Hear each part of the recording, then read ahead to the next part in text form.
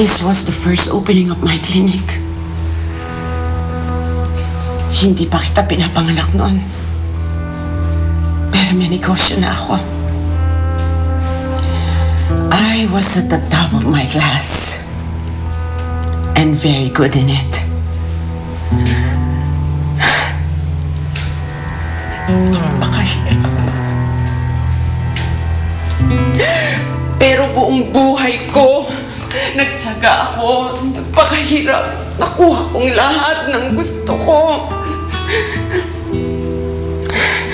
Yumaman ako. Tiningala.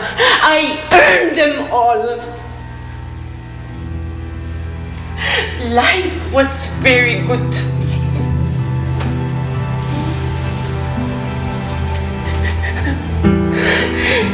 April, ayokong mawala sa akin to. Ayokong mabago. Sorry. Sana hindi ko na sinabi kay Vivian ng totoo. Pero Mami, masisiguro ko na hindi mawawala ang lahat ng to sa'yo. Gagawa ko ng paraan para hindi kayo mapahamak. I'll make sure of it. Sorry, I'm so sorry.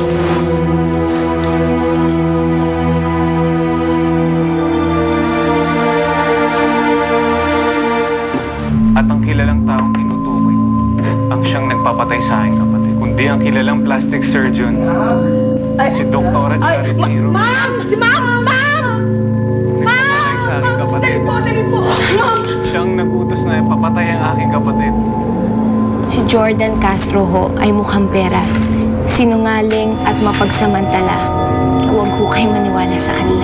Hindi niyo po alam ang totoong nangyari doon.